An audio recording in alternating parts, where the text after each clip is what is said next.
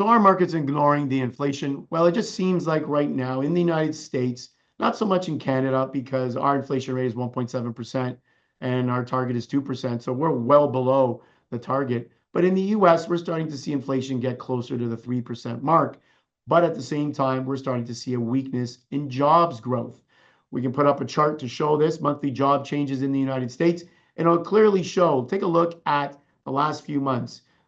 July, 73,000 jobs gained or created. But in the 2 months prior, and as we showed this on our last show, 258,000 jobs were taken off, or there was a revision to those 2 months, the months of June and May. And that was, in my opinion, what started to spur on this worry about jobs, and what has really gotten some of the Fed officials to pay attention and take notice of where things are at with respect to the U.S. economy.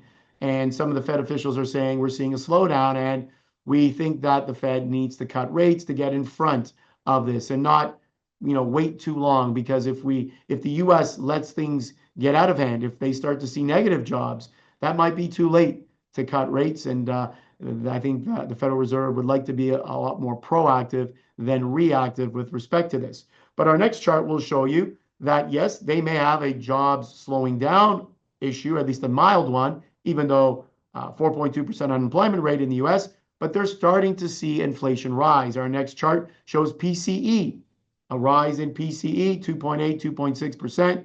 You couple that with what we've seen with CPI and PPI.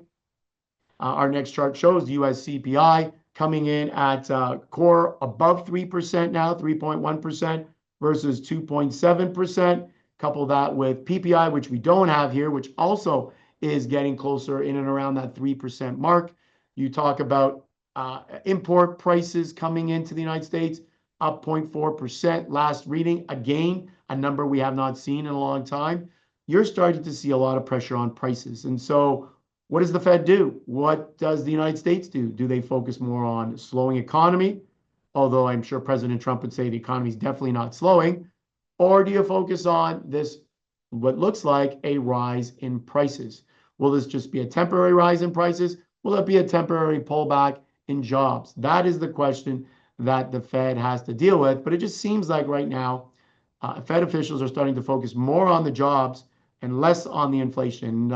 I hope it is the right thing to do going forward. We're going to have to pay a lot of attention of the data that will come out before the September 17th meeting of the Fed.